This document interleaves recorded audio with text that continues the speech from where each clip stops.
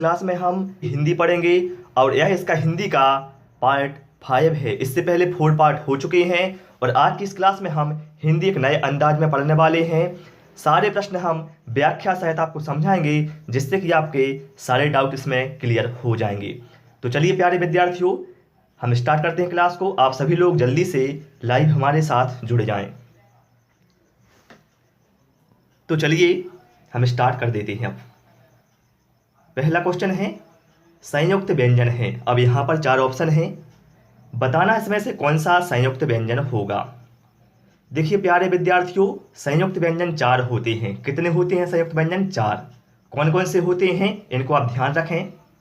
सरा, तरा, गया और ये छा, ये छतरी वाला छा, ये 4 संयुक्त व्यंजन होते हैं। ये ध्यान रखें। यहाँ से क्वेश्चन बन सकता है कि कौन सा संयुक्त व्यंजन है। आपको ऑप्शन में इनमें से कोई एक दे दिया जाएगा। चलिए, तो यहाँ पर अपना ऑप्शन हो जाएगा सिरा, जो ऑप्शन ए में दिया है, ये एक संयुक्त व्यंजन है। चलिए इसके बाद अगले क्वेश्चन पर आ जाते हैं। जिन स्वरों के उच्चारण में खालिस्तान समय लगता है उसे ह्रस्व स्वर कहते हैं। जी नमस्कार सभी के लिए।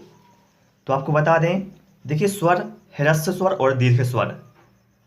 मैं आपको क्लियर कर दूं, जिन स्वरों के उच्चारण में कम समय लगता है उन्हें हम ह्रस्व स्वर कहते हैं और जिन स्वरों के उच्चारण में अधिक समय लगता है उन्हें हम दीर्घ स्वर कहते हैं। तो यहाँ पर बात हो रही है ह्रस्व स्वर की। तो यहाँ पर अपना जो आंसर है साथियों वो हो जाएगा कम। क्या है? जिन स्वरों के उच्चारण में कम समय लगता है उन्हें हम ह्रस्व स्वर कहते हैं। ठीक है, चलिए इसके बाद अगले क्वेश्चन पर आ जाते हैं हम। चलिए, क्षमा में जो छा वर्ण है वो किसका उदाहरण है? देखिए क्षमा शब्द में क्या है, ये क्षमा लिखा है। ठीक है, तो यहाँ पर कहा गया जो छा है, जो छा वर्ण किसका एग्जाम्पल है? तो प्यारे विद्यार्थियों, मैं आपको बता चुका हूँ संयुक्त व्यंजन या संयुक्त अक्षर 4 होते हैं। तो मैंने बताया था आपको त्रा, छा, गया और सरा, ये 4 संयुक्त अक्षर होते हैं या संयुक्त व्यंजन होते हैं। तो ये क्या है? एक संयुक्त अक्षर है। तो यहाँ पर अपना आंसर हो जाएगा option C is right answer. चलिए इसके बाद अगले क्वेश्चन पर आ जाते हैं। क्वेश्चन नंबर 4, वर्णों के क्रम को खालिस्तान कहते हैं। क्या है? जो वर्ण हैं इनके क्रम को क्या कहा जाता है? देखिए जो वर्णमाला होती है उसकी डेफिनेशन क्या कहती है? वर्णों के व्यवस्थित क्रम को या समूह को वर्णमाला कहते हैं। तो यहाँ पर अपना आंसर है ऑप्शन सी वर्णमाला। ठीक है, और आप सभी से रिक्वेस्ट है, यदि आप लोगों ने अभी तक हमारे वीडियो को लाइक नहीं किया है, वीडियो को लाइक कर दें और जो लोग नए हैं चैनल को सब्सक्राइब कर लें, जिससे कि आपको आने वाले समय में इसी टाइप के वीडियो मिलते रहेंगे। चलिए, बड़ई ने मेज खालिस्तान बनाई है, इस वाक्य में उचित निपात का चयन कीजिए। जो यहाँ पर खालिस्तान है इसमें कौन सा शब्द आएगा इन 4 में से, ये बताना है। तो देखिए बड़ई ने मेज कैसी है, कैसी बनाई है?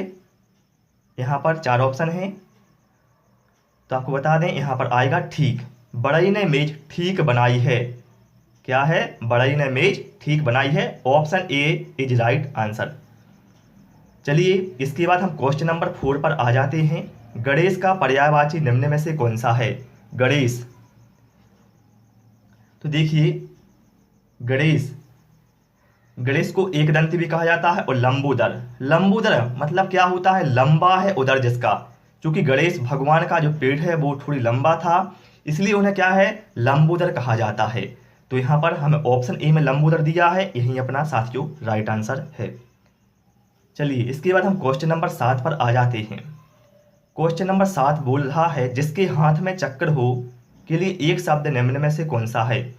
जिसके हाथ में चक्र हो, तो देखिए जिसके हाथ में चक्र हो इसके लिए एक शब्द होगा चक्रपाणी, जो हो जाएगा ऑप्शन बी, यहाँ पर अपना राइट आंसर हो जाएगा। और इसके साथ ही प्यारे विद्यार्थियों आपको हम एक बात और बता दें, चक्रपाणी इसका अर्थ क्या हुआ? चक्र है हाथ में जिसके, अर्थात भगवान विष्णु। तो चक्रपाणी में बहुव्रीहि समास हो जाएगा। ये भी आप ध्यान रखिए कि चक्रपाणी में बहुव्रीहि समास होता है। चलिए इसके बाद हम क्वेश्चन नंबर 8 पर आ जाते हैं। क्वेश्चन नंबर 8 क्या है अपना, जो संगीत जानता हो के लिए एक शब्द निम्न में से कौन सा है। और आपको बता दें एक शब्द, ये आप जरूर ध्यान रखें कि इसके लिए एक शब्द क्या होगा, ये आप इस टाइप के क्वेश्चन जरूर एग्जाम से पहले पढ़ लेना। तो जो संगीत जानता है, इसके लिए एक शब्द होगा संगीतज्ञ, जो हमें ऑप्शन ए में दिया है, यही अपना राइट आंसर है। चलिए इसके बाद हम क्वेश्चन नंबर 9 पर आ जाते हैं। अहंकार का सही संधि विच्छेद निम्न में से कौन सा होगा। अहंकार, तो आपको बता दें अहंकार का संधि विच्छेद क्या होगा, अहम प्लस कार, ये होगा अहंकार का संधि विच्छेद। तो ये हमें दिया है ऑप्शन बी में, तो यही अपना राइट आंसर हो जाएगा, option B is right answer. इसके बाद आते हैं क्वेश्चन नंबर 10 पर। पुरस्कार का विलोम शब्द निम्न में से कौन सा होगा। पुरस्कार, तो देखिए पुरस्कार का विलोम क्या होगा, पुरस्कार का विलोम होगा दंड, जो हमें ऑप्शन बी में दिया है, यही अपना राइट आंसर है। और आपको बता दें प्रिय प्यारे विद्यार्थियों, हम बाल विकास और मैथ, पर्यावरण सभी के वीडियो बना रहे हैं। यदि आपने नहीं देखे तो आप देख सकते हैं प्लेलिस्ट में जाकर। चलिए इसके बाद अगले क्वेश्चन पर आ जाते हैं। अन प्रत्यय से बना शब्द निम्न में से कौन सा है। क्या है अन, बताना है कि अन प्रत्यय से कौन सा शब्द इसमें बना है। तो देखिए प्रत्यय क्या होते हैं, प्रत्यय वे होते हैं जो किसी शब्द के पीछे जोड़कर उनके शब्द में मतलब कुछ विशेषता लाते हैं या अर्थ में परिवर्तन लाते हैं। तो यहाँ पर बहुत इजी है, देखिए किसी में भी हमें अन प्रत्यय नहीं दिख रहा है वो तो देखिए, लेकिन नयन इसमें क्या है अन प्रत्यय आ चुका है, option D is right answer. चलिए इसके बाद अगले क्वेश्चन पर आ जाते हैं हम। त्रिभुवन निम्न शब्द में निम्न में से कौन सा समास है। शब्द क्या है त्रिभुवन, इसमें कौन सा समास होगा। मैं आपको बता चुका हूं, जिस शब्द का जो प्रथम शब्द है वो संख्यक वाचक हो तो वहां पर द्विगु समास होता है। यहाँ पर क्या है त्रि मतलब तीन, ठीक है, तो यहाँ पर क्या है द्विगु समास हो जाएगा। जैसे चौराहा है, चौराहा में क्या है चार आ गया, चार राहों का समूह, तो द्विगु समास हो जाएगा। बहुत ही इजी ट्रिक इसकी, तो जिसका पहला पद संख्यावाचक होगा वहां पर द्विगु समास होगा, ठीक है। इसके बाद आते हैं हम अगले क्वेश्चन पर। मुँह की खाना मुहावरे का अर्थ निम्न में से कौन सा है। मुँह की खाना जो कि मुहावरा है, इसका अर्थ क्या होता है प्रिय साथियों, ये हमें बताना है। तो मुँह की खाना इसका अर्थ होता है बुरी तरह से हारना, option A is right answer. चलिए अगला है,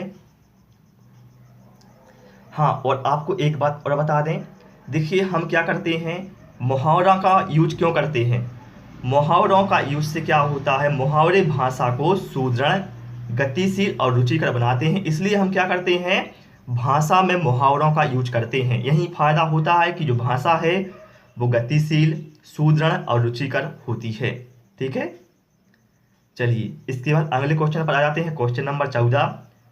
सम्मेलन का शुद्ध रूप निम्न में से कौन सा होगा।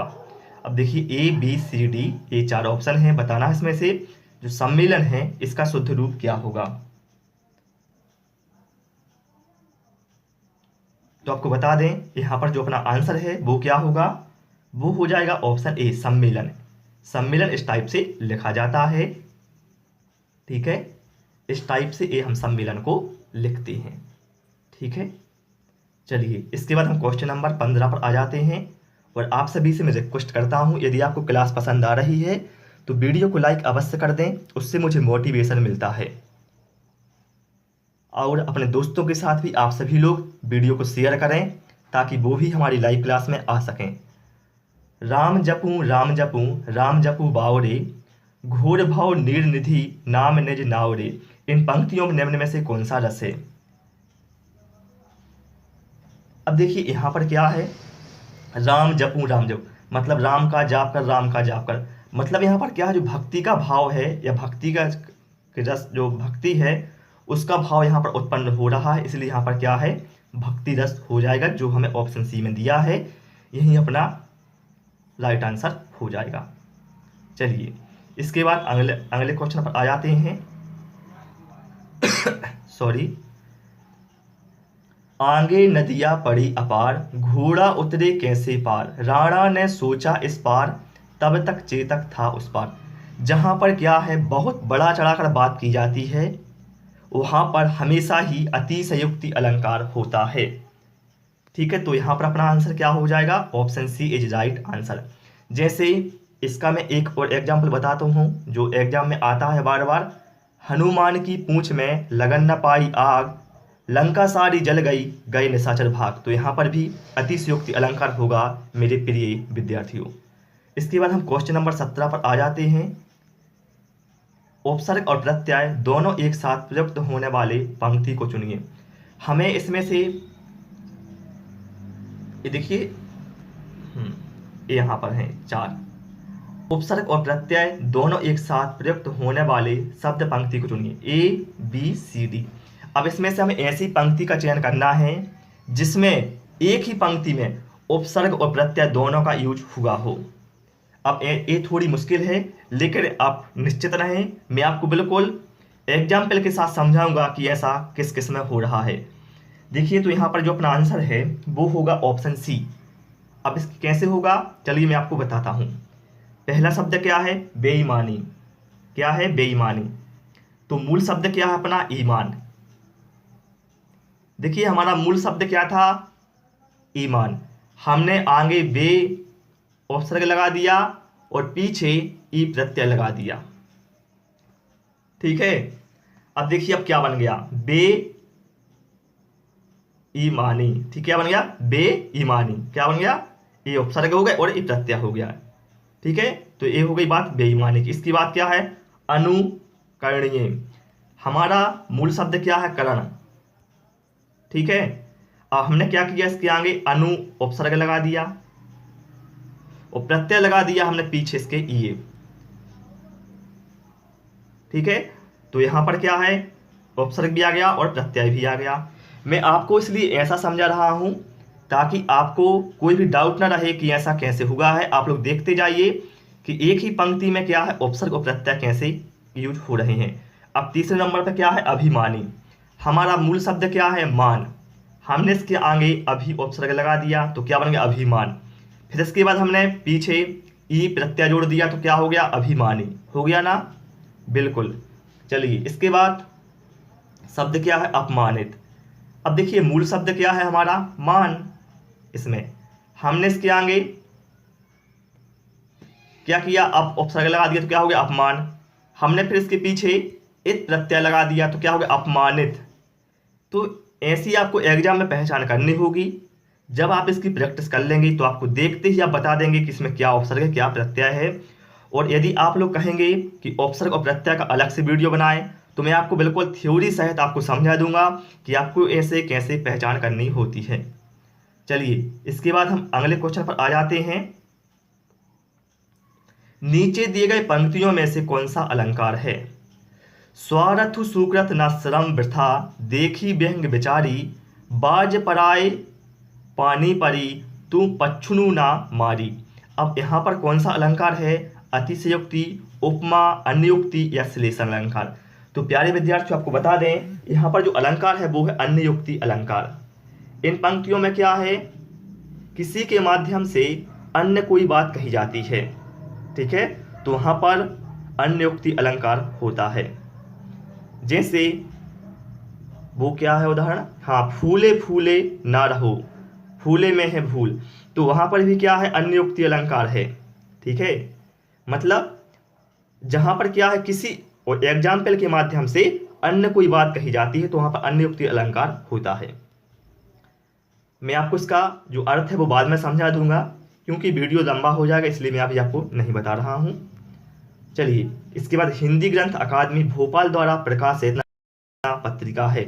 तो हिंदी ग्रंथ अकादमी जो कि भोपाल में है, इसके द्वारा प्रकाशित जो रचना पत्रिका है वो कैसी पत्रिका है, तो प्यारे विद्यार्थियों वो है द्विमासिक पत्रिका है। मतलब वो 2 माह में एक बार आती है, ये होता है द्विमासिक का अर्थ है। और जैसे कोई पत्रिका त्रिमासिक होती है तो उसका अर्थ होता है वो 3 माह में एक बार आती है, और मासिक होता है मतलब 1 माह में एक बार, और और वार्षिक का अर्थ क्या होता है, एक वर्ष में एक बार। ठीक है, मुझे उम्मीद है आपको ये बात समझ में आ गई होगी। चलिए इसके बाद हम अगला क्वेश्चन है क्वेश्चन नंबर 20, अपहरण में प्रयुक्त उपसर्ग बताएं। देखिए जब भी आपको उपसर्ग और प्रत्यय की पहचान करनी हो तो उसके लिए सबसे सिंपल विधि क्या है, उसका आप संधि विच्छेद कर दें। जैसे हमने यहाँ पर विच्छेद किया अप प्लस हरण। देखिए मूल शब्द क्या है, हरण, और देखिए उपसर्ग लग गया अपहरण, अप लग गया उपसर्ग तो क्या हो गया अपहरण। तो यहाँ पर जो अपना आंसर है वो क्या हो जाएगा, ऑप्शन डी।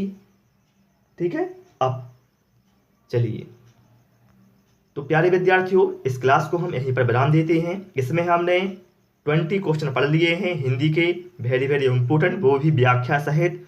मुझे पूरी उम्मीद है कि आपको क्लास अवश्य पसंद आई होगी। यदि आपको क्लास पसंद आई हो तो वीडियो को लाइक अवश्य कर दें और अपने दोस्तों के साथ इस वीडियो को अधिक से अधिक शेयर करें ताकि वो भी हमारी लाइव क्लास में आ सकें।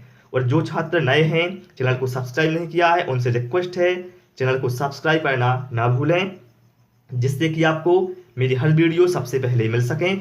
और जो जब आप चैनल को सब्सक्राइब करते हैं तो जो बेल नोटिफिकेशन आता है उसको प्रेस करके आप ऑल नोटिफिकेशन जरूर कर दें।